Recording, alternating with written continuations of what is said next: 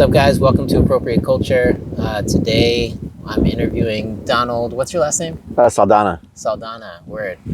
We're just talking about traveling, about life, life post-pandemic and lockdowns and stuff. And we're out here in Seattle. We're right by Cary Park. We're at Marshall Park, a little hidden spot that's super cool to check out the waterfront. But yeah, welcome, Donald. Thanks for being on the show. Our podcast is called Appropriate Culture. So yeah, we like to talk about, different aspects of culture and interpersonal communications. We go into like politics and conspiracy theories. We have an episode on aliens. I love it. Self-improvement. Yeah, all types of stuff. So yeah, I was actually really excited about interviewing you. Mainly because you're so well cultured and like you've been around, like you've been to how many countries? I've lost count, but it's probably a little over 60 countries by now. Yeah, word. Yeah, that's super dope. I think I'm at like 8 or 12 countries or something like that. I've been to 47 of the states. I still have like three left to hit. Well, our country is huge. The United States is a massive country. So I mean that's the equivalent of traversing most of Western Europe. I mean, word. It's yeah. One thing I love about a country is like there's so many different cultures and like there could be many countries within the US because there's, the West Coast, the Northwest, the Midwest, there's the Northeast, which is, there's like a couple mini cultures within that. There's the South, there's Louisiana, I feel like is its own culture. Yeah. Texas is kind of its own culture. It really is, and that's the beauty of the United States is that we're massive. We have so many different cultures, yet somehow we all operate under the same banner. Yeah, somehow semi functions. Yeah, and so one of the points that Lucas, the other host of the podcast, always makes is that America really is the land of opportunity, and like there's just so much diversity, so many resources, so many like ways you can improve yourself and improve your life here that it really is the land of opportunity. And there's plenty of problems, but it's like as far as opportunities to improve your life and like build yourself up or bring yourself up from your bootstraps, it's like America is kind of the promised land in a lot of ways. I sometimes feel like that's expanded to the whole world now in this digital revolution we're living through. Yeah, where I think at one point in history, we were definitely one of the top destinations for improving the quality of life that you may have been born into. But now you don't need to necessarily leave your country. You can stay wherever you are, Bangladesh, Burma, Guyana, doesn't matter where. And because of the digital revolution, as long as you can figure out access to the internet, you now have access to job opportunities where you never have to leave your country. Yeah. And so one of our big things is the digital nomad lifestyle, which I feel like you're kind of one of the OGs of the digital nomad. No, I'm definitely not an OG. I'm barely, maybe a little over a year, and that's it. Well, I feel like you're almost your lifestyle, because you've traveled so much and you really just adapted to so many different cultures. Like where did you grow up?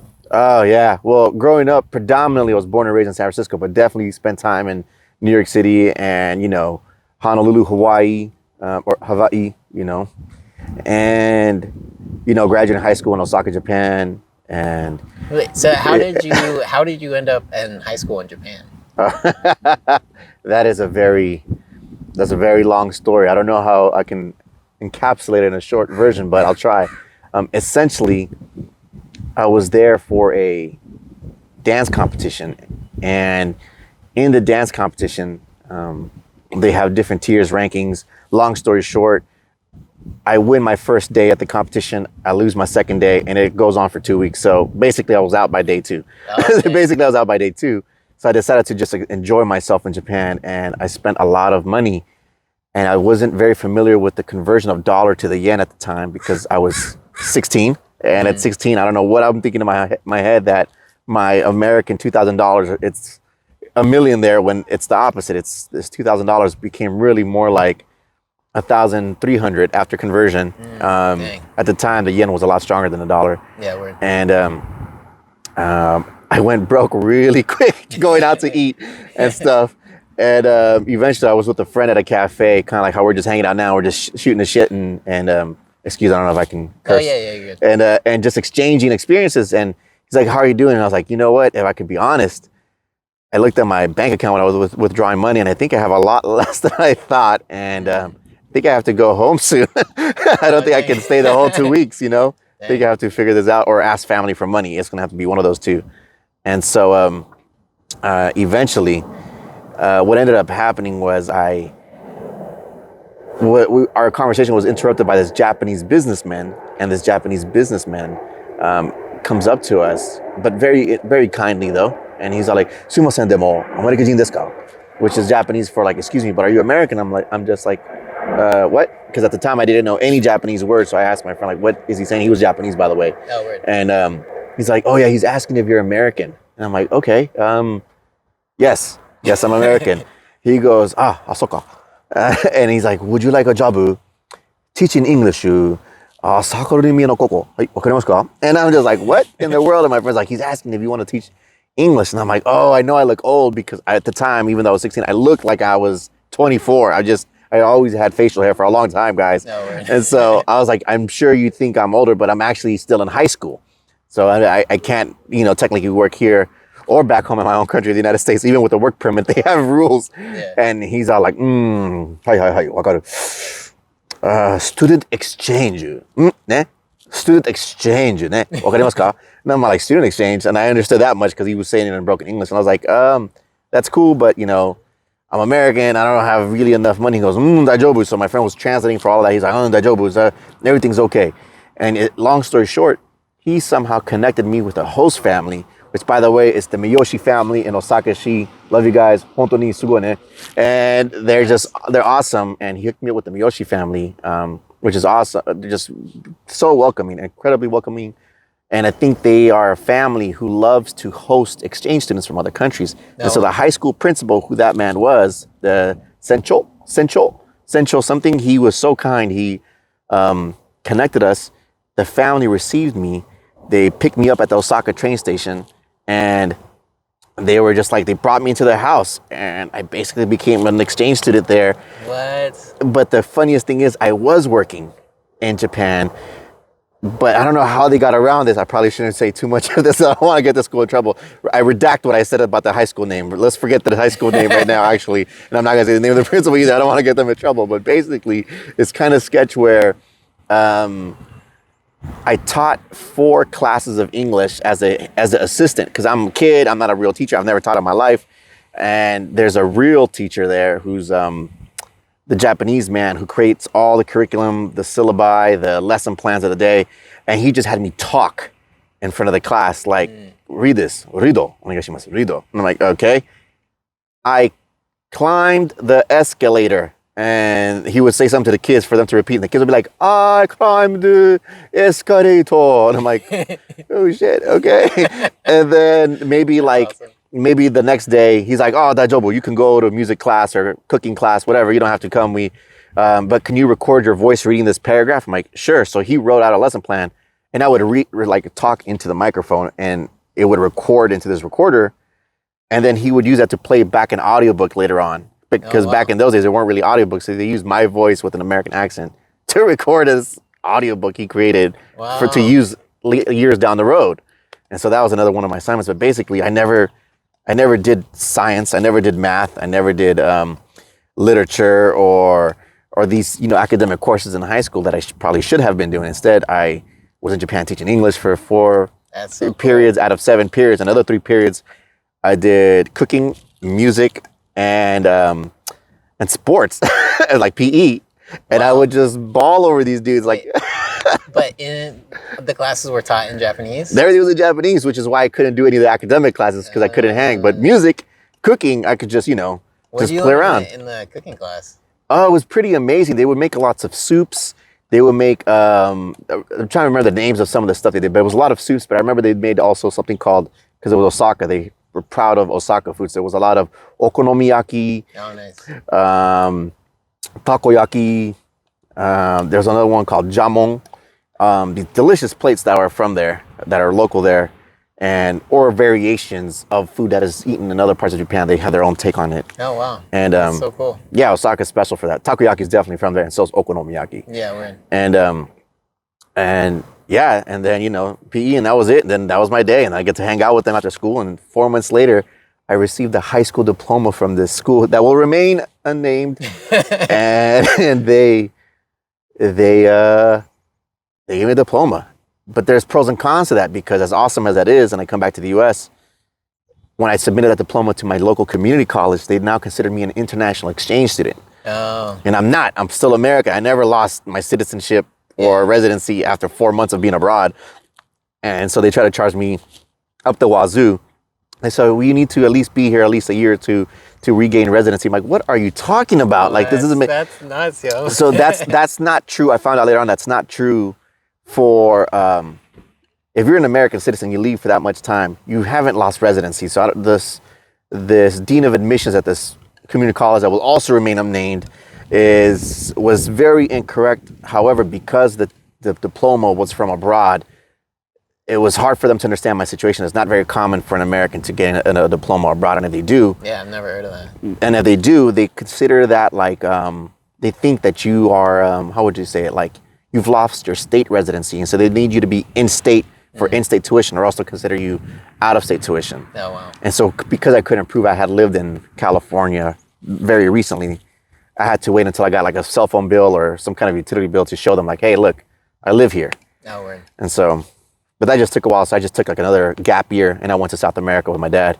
Oh, nice. How was that? That was awesome. My dad, I'm not from Peru, and I have no lineage or blood ties to Peru, but my adopted dad, or what I call my adopted dad, a man who raised me, he's from Peru. And he just took me to South America. He goes, son, well, if you have all this time to kill, you want to go to Peru? I'm going to go. And I was like, yeah, I'm totally going to go with you, Dad. So dope, yo. And he just took me there, and he presented me to his family as if I were his own son. And I was like, this is awesome. The people in Peru were so welcoming. And that was literally back to back. Like, I'm in the US, I have a month and a half, 2 months, because I couldn't figure out college, because I wanted to go to college early at 16. And instead, just went to South America. That's crazy, yo. Yeah. So were you in Peru that whole time? No, we were out there just a few months, and we flew around different spots, and then eventually came back up to the US. But the time down there was just gorgeous. I mean, I totally recommend Peru to anyone who has the funds, the free time, and, you know, the drive to explore somewhere new. Peru should definitely be high on your list, especially Machu Picchu and Cusco City. No, word. Yeah, I've always wanted to go to Machu Picchu. My cousins and my aunt and uncle have been, but haven't been out there yet. It's a must. Yeah, word. So after Peru or after South America, where'd you go to college? So it's a mix. It's a combination of San Francisco Community College or San Francisco City College and Honolulu, Hawaii, University of Hawaii at Manoa. So I did my community college years in San Francisco. Wait, so University of Hawaii at Manoa, is that... That's on Oahu Island. That's on Oahu, okay. Right, so there's the University of Hawaii system has a few chains, you know, in Hilo, which is on Big Island, and Manoa, which is on Oahu Island, and so on. And they have other connecting schools in their UH network on different islands. Nice. Yeah, I recently was in Hilo. We stayed like a mile away from the university. But yeah, man, Hawaii is another, like, I feel like it's a whole world, you know, where it's like, it's literally its own culture. Oh yeah, I mean, it's not part of, now it's part of the United States, but that's a whole history lesson, guys, that I made a video on TikTok, by the way, Strut Films. Yeah, word. Yeah, no, I mean, and that's like super interesting. Like, there's so much about Hawaii's history that I'm just like in awe and baffled, and like also like offended for the Hawaiian people. Like, just that, I don't know, like, I feel like Christian missionaries came and like messed things up a lot, like pretty bad, you know, and then I also like celebrate as like it was a good thing, and I'm like, I really disagree with that. But. No, I disagree too. I mean, yeah, man, Hawaii was its own kingdom, their own monarch, they were sovereign. Yeah. And in a nutshell, guys, long story short, wealthy plantation owners did not like the last monarch. The last reigning monarch was Queen Liliuokalani. And Liliuokalani, the last queen, she essentially wanted to give power back to the Hawaiian people. And the wealthy plantation owners were mostly American. An example would be Sanford Dole in relation to the Dole plantations, which is all the pineapples that we eat on Earth. It's like more than 30% of them are grown in Hawaii. No, right. And so that's a lot of money they're making. Yeah. Big money, big business. And he was scared that he was going to lose land along with other wealthy plantation owners. And so they lied and called out to the government for assistance. And the government came in, the U.S. Navy came in with boats, and they basically surrounded the island and forced the queen to give up. And they had essentially an overthrow, an illegal overthrow or a coup under false terms. Oh, wow. And I mean, that was recognized immediately afterward by various presidents who said, you know what, you're right, this is wrong. Let's launch an investigation because we have to do everything by the books. And they launched an investigation, and sure enough, they found, yeah, this is completely garbage. We're so sorry.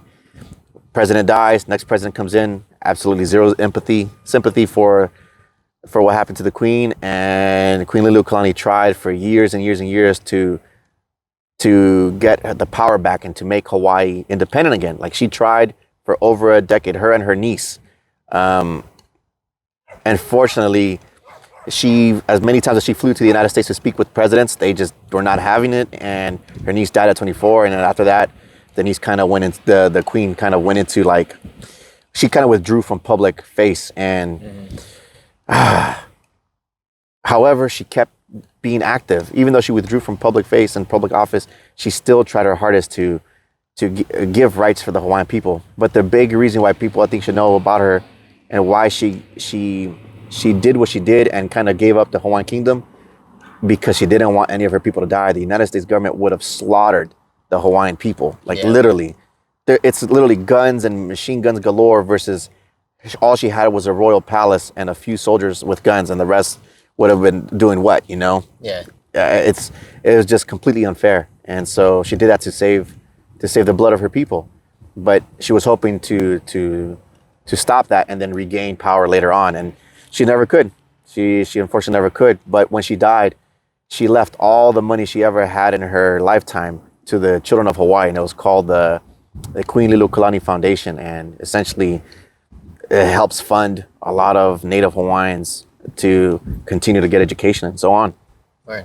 Yeah, that's crazy. And it's crazy that that's not, like, taught, you know? I mean, American history is kind of a joke, like, in schools anyway, but... Well, it's all on perspective, right? So the perspective I'm talking about is from her. She wrote a book, a diary, and it was published by University of Hawaii Press, primary source. And that's my source. It's her perspective, her journal. She wrote herself. She was writing about when she was in house arrest. However, there is another perspective, and that is the perspective of the U.S. military and the perspective of Sanford Dole and the Dole plantations that would have you believe she's dangerous. I mean, they literally had a propaganda smear campaign that lasted years that essentially said these Africans, because they referred to Queen Liliuokalani and Polynesian people as Africans. And they referred to them as these African people just don't know what they're managing. Their country's going to go to waste. We Americans need to help them out. It's all under false pretenses, of course. So it's a common thing in American politics and military. Yeah, that's crazy, yo.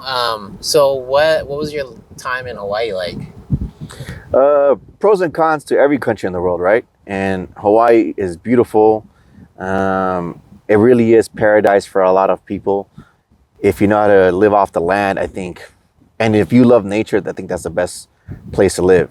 If you're someone who likes more of an urban lifestyle, and certain conveniences that come with urban life, not so much. I don't recommend it as much, but I mean, I loved it for the time that I was there on, and for the time I lived there, it was just amazing. I mean, I remember on a Saturday I can wake up and then go to Electric Beach and just swim with the dolphins, knowing that the dolphins are going to be there daily to rest, because they do this partial sleeping patterns where half their brain is kind of shut off to sleep, while the other half is awake that keeps them floating and keeps them, from crashing into each other.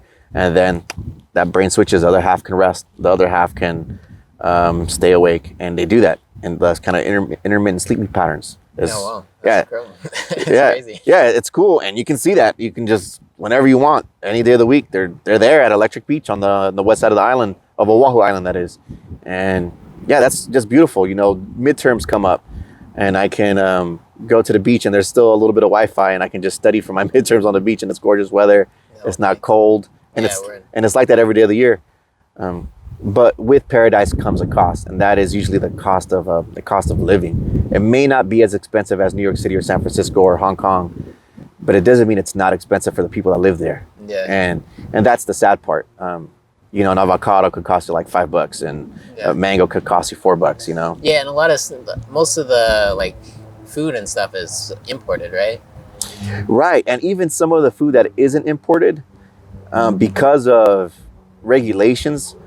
To go through the inspection of agriculture, they need to be shipped off to the nearest one, which is in Southern California. No, that's so crazy. So they have to ship certain things that are grown on island to California, pass inspection, then ship back to be resold on the island it was grown on. That's ridiculous. And that makes absolutely no sense.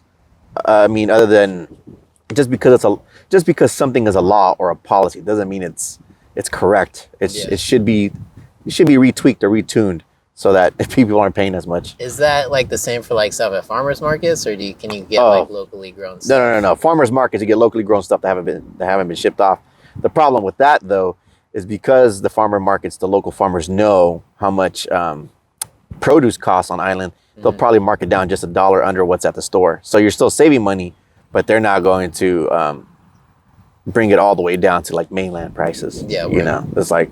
Good for them though. That's their hustle. I mean, yeah. They put in the work locally. They're selling local. Good for them. Right. Plus, I mean, just like produce and like fruits and vegetables, like grown in tropical places like that, are just like beautiful, like, and so delicious. And yeah, just like you get, you know, a mango that's like the best mango you've ever had. Definitely delicious. Oh yeah, they have so many good fruits for sure, but they also get really good imports from Asia because of their proximity to Asia compared to mainland U.S. So you'll get a lot of nice imported fruits from East Asia, like the yellow dragon fruit that's very hard to come by in this country or in the mainland. Nice. Yeah. Wait. So what did you study in Hawaii? So at the University of Hawaii, I studied anthropology, which is the study of human cultures around the world, the linguistics, their biology, their cultural expressions, what's alive and also what's in a distant past, using obviously historical texts and archaeological evidence. And then my secondary major was in world dance. Nice. And the emphasis was definitely hula because I'm on the land of hula. So to me, it's just respect to the Aina to learn that dance versus, you know, studying ballet for the time I would be in that dance program. You could do ballet anywhere. I'm going to take advantage of this land and definitely learn what's from here. And then my last major was in creative media for like film editing. So you triple majored? That's right. Wow. So wait, so like hula, like you study like the history of hula, or is it more like learning the actual dances or all of that, or what? You know what? I was very fortunate to have Kumu Hula, just very kind woman. I won't say her name, so I don't want to embarrass her. But at UH Manoa, and she did talk a mix of history in addition to the moves, but I appreciate her because she also taught the mele, which is the chanting. So we learned the chanting, the movement, the musicality, percussion. So it was very well-rounded. It wasn't just the physical dance movement. It was a combination of all those aspects that made hula. And there's more to it than that, but I think because of politics and bureaucracy, they can't teach us the religious aspect of it or but some of it seeps through because you can't disconnect it all. Everything is really part of each other. And she tried her best to really give us a well-rounded lesson in hula, which I will for always be grateful to her. Noe Lani. That's awesome, yo. So how did studying anthropology in like hula, I guess even multimedia too, like how has that affected like your life after college? Well, because you've said been over to over 60 countries, so I'm assuming that anthropology and the dance probably came in handy at random times. You know, it's funny because I'll give my belief on this is that you don't need a degree to do the things that you love, nor do you need it to be educated. And a degree is just a piece of paper. It's not a reflection of your intelligence. And the reason why I say that is because I was a dancer before I went to Hawaii, and I was doing a lot of anthropological work before I even knew that term. And I was doing basic video editing before I got into the program. Because before I started the program, I did a trip throughout Europe where I documented dancers, and I had interviews with different cultures from around the world, very obscure facts in history that people don't talk about.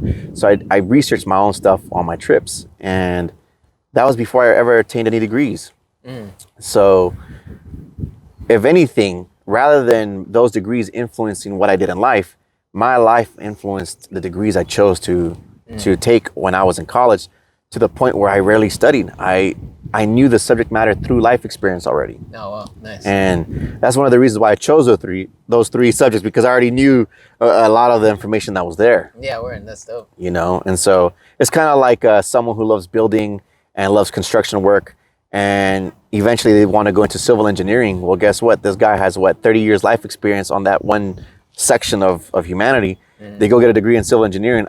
I'm pretty sure they weren't struggling compared to an 18-year-old fresh out of high school who has no experience in it. Yeah, word. Especially someone who's like picking this because they think it'll be a good career path, you know, like, or they'll make a lot of money versus like something they love to do or are super interested in. Yeah. But yeah, that's dope, man. I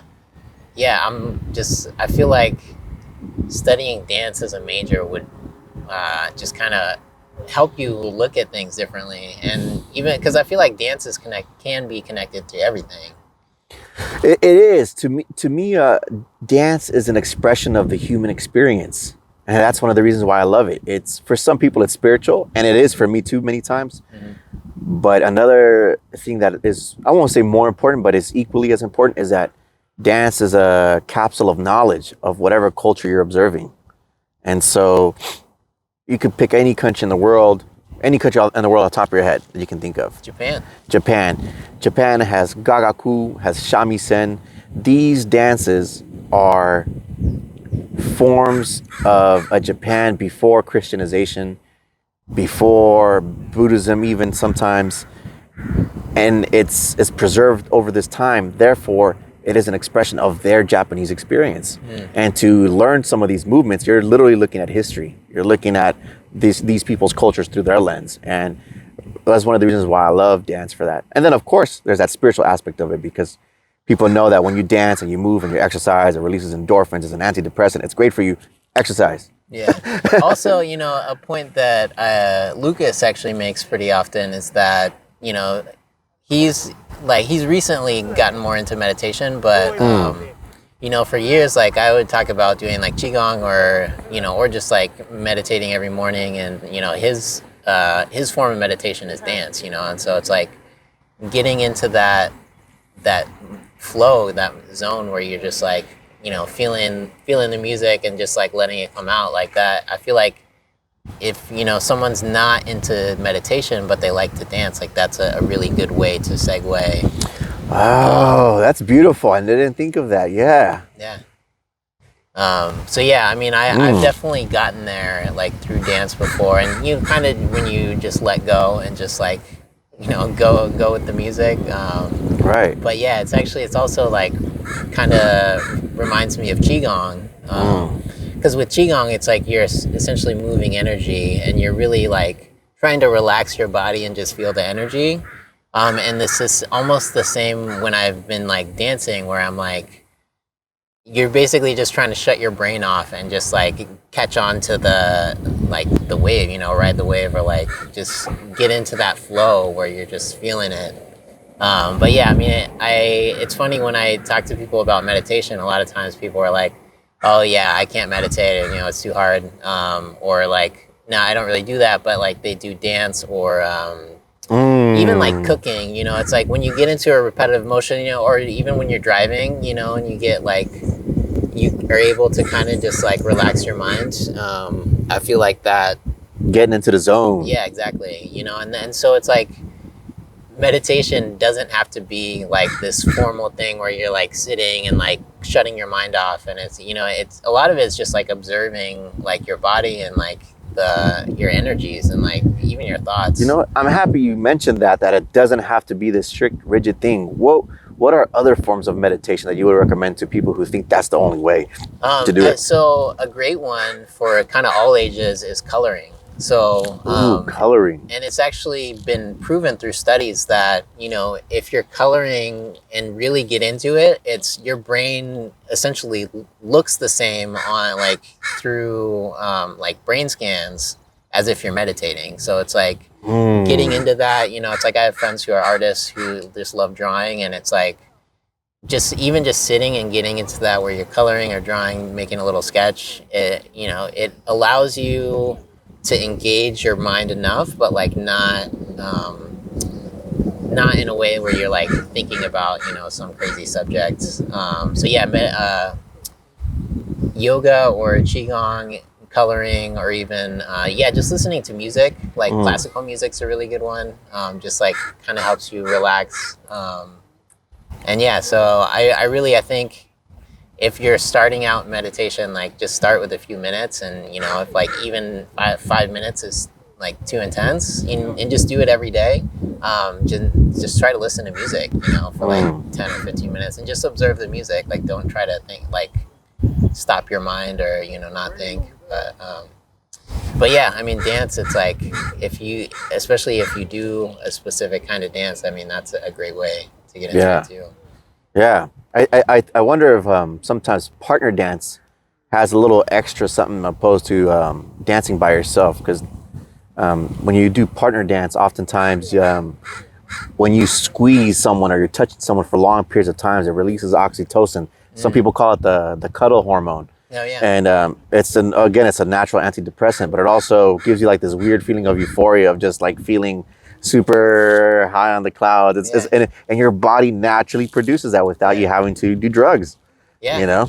Yeah, and that's, you know, I feel like one of the tragedies of, you know, people having to be separate, you know, and like stay 6 feet away or whatever, is like there's literally like endorphins and like chemicals that you release when you hug somebody. I think you're supposed to hug for like 20 seconds to release those endorphins. But yeah, it's the same if you're dancing. It's like just having that prolonged contact.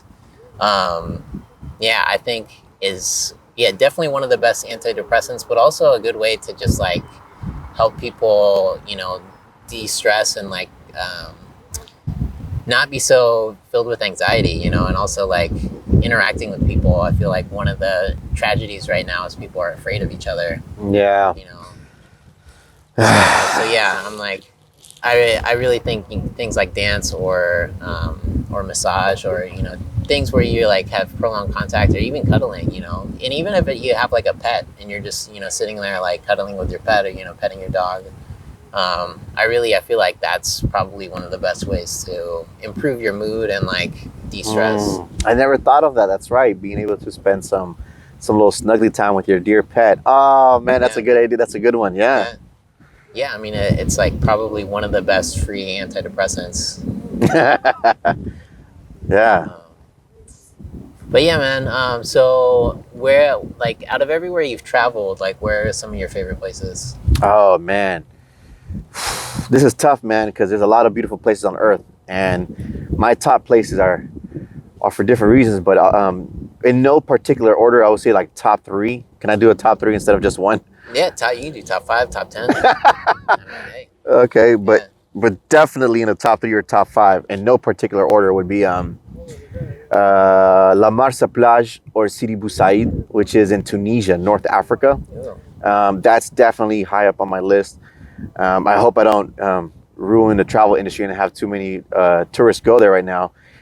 But it's funny, there are a lot of tourists that go there, but they're usually from Europe. Americans aren't very well versed in North African countries for tourism. Yeah, we're in. Americans travel mostly to the Caribbean, Mexico, parts of Central South America, if that. But usually we stay close. The majority of us on vacation stay close to our country. And the same trend is in Europe. Many of them stay close to themselves, and they travel amongst each other. And then occasionally they might go to the north coast of Africa. So you'll see lots of Europeans in North Africa. And Tunisia is just gorgeous, amazing people. It's a historically famous Islamic nation where the famous scholar Ibn Khaldun, if you guys don't know, Ibn Khaldun is just one of the most famous scholars in North Africa and Tunisia, who's just documented lots of historical records of Greece that was lost to parts of Europe. And then eventually during the Dark Ages, when they lost a lot of that history, who did they turn to? North African texts that had already made copies of it, because they basically, it's kind of like having a backup. They were the Google backup drive of the time, and they were able to give back the knowledge to them. You know, like, we have it in our archives at the Library of Alexandria. Go ahead, check it out. Right. You know, because they had universities there a long time ago. I'm talking about the year 700 through 900 AD. The Islamic nation was just blowing up in terms of record keeping. And Tunisia, you can see that there, and you can see delicious food, amazing people, kind people. I mean, man, that's high on my list. Tunisia, easy.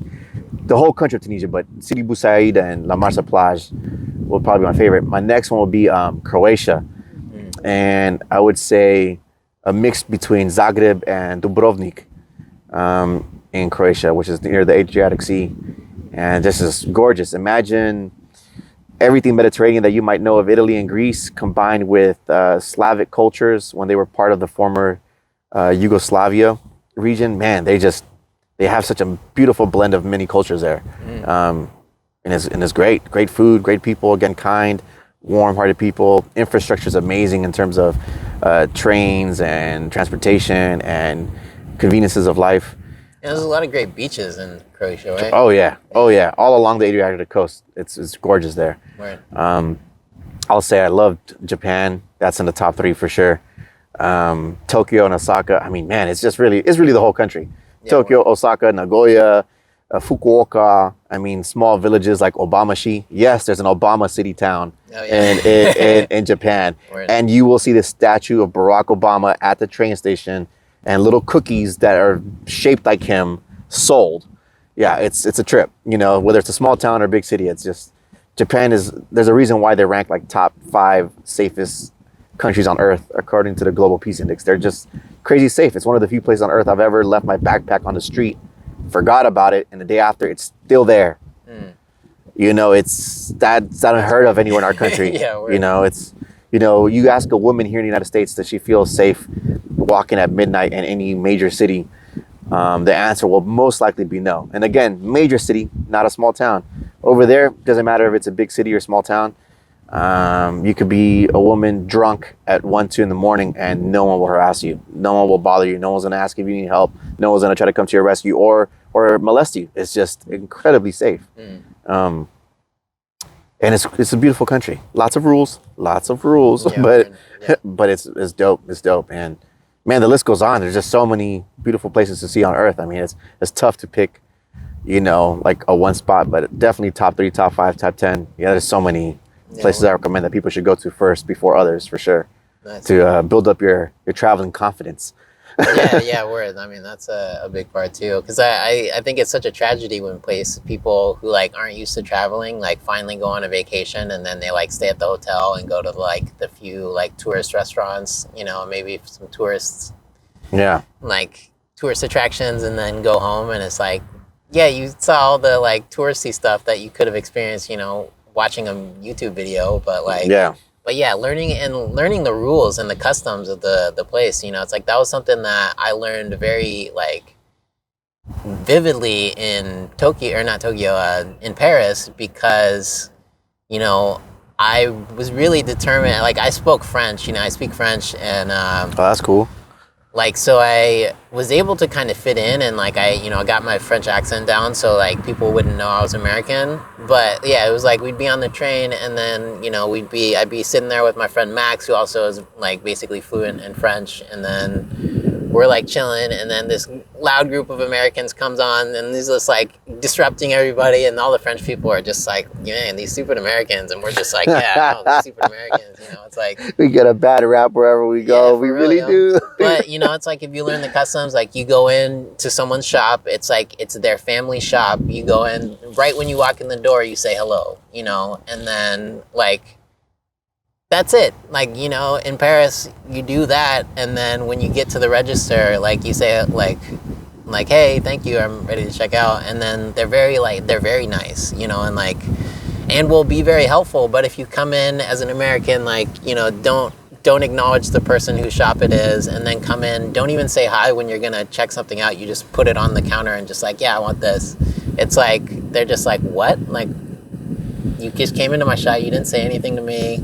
And now, like, we're so transactional as a people, as Americans, you know. It's like, you go to a store, you like, I'm going to buy something, you know. I'm not there, like, you don't think of it like, whose shop is this? Let me greet them, let me be respectful.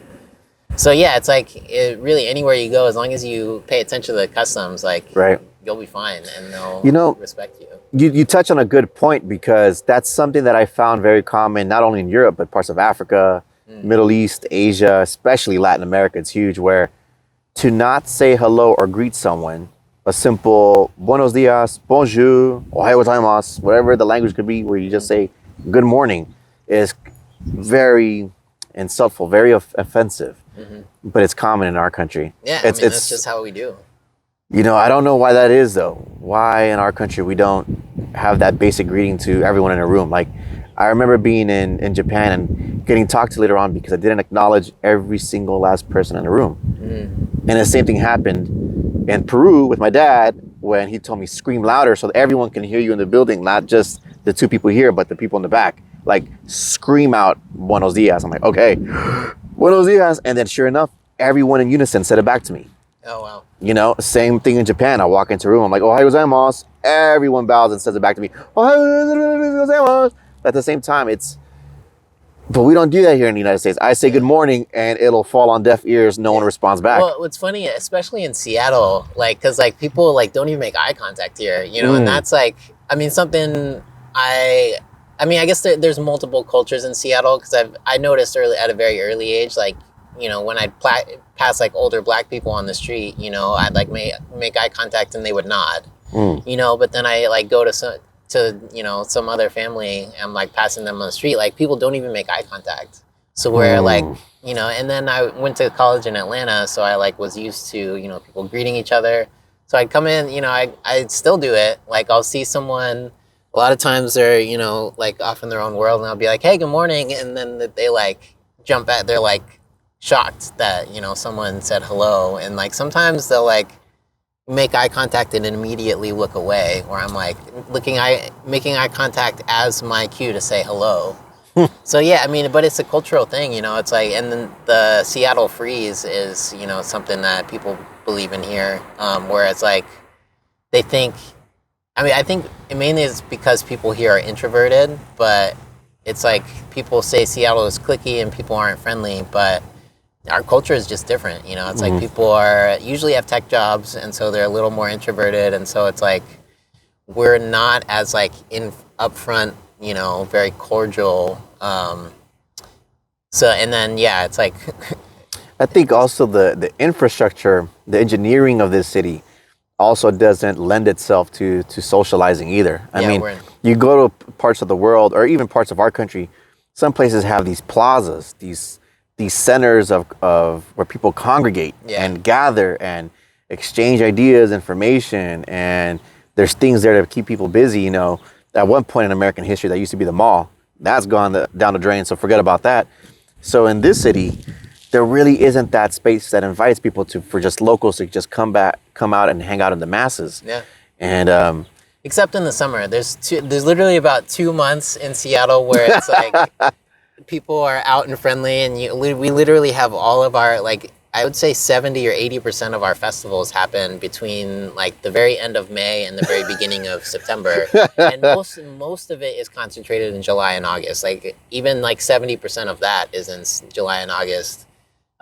Because, you know, I think the weather does play a factor into the Seattle freeze, or, you know, people being introverted is like, you know, up until the last like 5 years, it was literally overcast 9 months of the year. Like, we didn't have a spring, you know, like fall would just be overcast and drizzly. Winter would be overcast, drizzly, occasional rain. And then spring, it's like, the running joke has been in Seattle that summer starts on July 5th because like literally for I swear for like a decade that I remember, literally almost every 4th of July was rainy, and then the next day it was like sunny, and then it would be sunny for until the middle of September, and then it rains again for the rest of the year.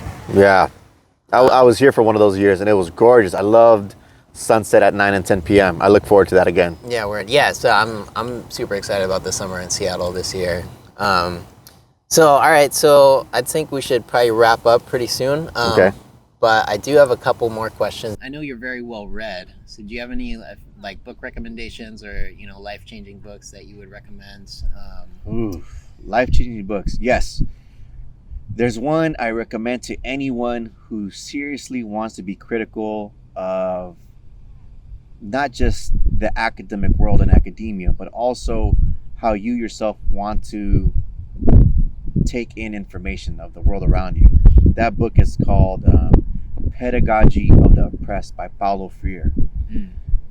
He's a Brazilian author. The book was written some time ago, yet his ideas and the subject matter he talks about in that book will definitely have your critical conscious level go up a few notches for sure. Nice. It's a great book. But that's for education. In terms of maybe something else, there's just a historical book I really like to read, and this is a graphic novel for those of you who may not want to read a long textbook. This has pictures, and this graphic novel is called Barefoot Gen by or in Japanese it's called Hadashi no Gen, and the author is Keiji Nakazawa, and this just explores World War II, but from someone else's perspective. Oftentimes when we talk about history, and we talked about perspectives earlier, we only focus on our own perspective. And I think this is really interesting to see how the Japanese felt about the war and how they thought about it. And it's just good to compare our upbringing with someone else's on the same subject matter. And that's it. I would recommend those for sure. Nice. Cool. And I actually have a book I recently read that I feel like you'll love. I was still blown away. I got it on Audible, so I'm going to listen to it again. But it's called Genghis Khan and the Making of the Modern World. Ooh, Genghis Khan. So it's basically the history of Genghis Khan and the Mongols, and for his sons and grandsons for the few generations after his death, and how basically it shaped like modern culture. But yeah, super eye-opening book, just like so cool. I'm like, it's actually, I think it was written in the last like 10 years, but within the last 20 years, the information's become available. So it's like something even 50 years ago, like a lot of it's based off the secret history of the Mongols. That Genghis Khan basically had scribes like document their history, and then they also documented it in like multiple other languages as they got scholars from other nations. And the Mongols just essentially set up our modern way of like doing commerce and like all these things, where it's just like gives you an incredible perspective into this ancient world, and like how incredible the Mongols were. And Genghis Khan is actually also talked about in the Law of One. As one of 3 people who was able to graduate to the next level of consciousness and essentially like leave Earth early because he figured out so much on the path of self-service. But I mean, that's a whole nother episode. But you know what? I would like to mention one more book that I think you know of, and you might help me remember the name of the author, because the books that we mentioned, I think, are more on the academic side of things, which is not a bad thing to raise our academic awareness. However, I think mental intelligence is equally as important, or emotional intelligence, Emotional intelligence is equally as important. And there's a book that really helps with that. It's called Becoming Supernatural. Oh yeah, Joe Dispenza. There you go. Yeah. I knew he would know the author of this book. He lives in Seattle. He's from Seattle. Oh, yeah. What? Okay, I didn't know that. Yeah, Joe Dispenza. He has I think a program on Gaia, but yeah, I have a few of his books. I haven't finished them yet. I need to get the Audible versions because I'm pretty bad at like sitting down and reading an actual book unless I'm like really want to finish it, but Right. but yeah, who knows? Hopefully someday we'll have him on the podcast. But I have so much respect for Joe Dispenza. I love his story. He's actually inspired me because when he was already a successful researcher, he was in a bike accident where he got hit by a car and basically shattered his lower spine. Oh, wow. And he was all the doctors said that he needed surgery to reconstruct his spine, or he'd never walk. And he would never walk again, even with the surgery. And he, I guess, spent like 3 months meditating every day and visualizing his spine reconstructing itself. And like in his imagination, every vertebrae in his spine basically like rebuilt his spine in his imagination. And doing that for a few months, his body actually healed itself. So I'm like inspired to do the same thing with my intestines. So I'm supposed to have surgery, in just like in 10 days or Crohn's disease, guys. Crohn's disease. Yeah, so I still have to decide on that, but I'm like, I know my body can heal itself, so I'm like, really inspired by people like that. And then there's another guy I follow on Instagram called his Instagram account is Naked TJ. His name's Tommy John. He has this. I think he goes by that because he is a big proponent of getting out and getting sunlight, and so every morning he suns his balls, as he says, by just going out naked in the sun. And he says that all your any symptom from your body is just a mechanism of your body healing itself, and really believes that your body can heal itself of anything, which I also believe.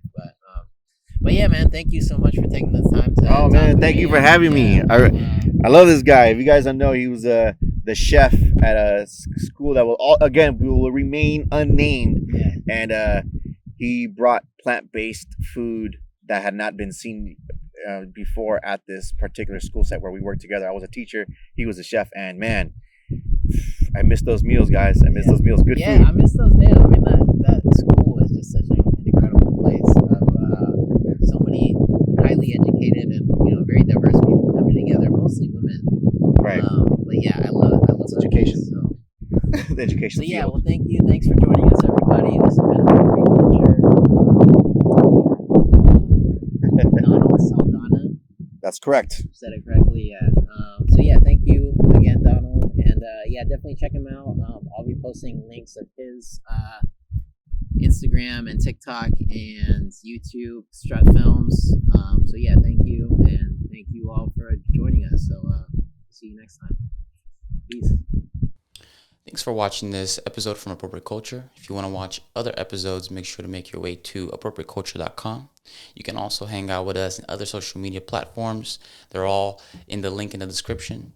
And aside from that, if you want to listen to the podcast on other platforms like Audible, Spotify, any of those, you can also find us there as well. Link in the description. Take it easy, guys. Have a good day.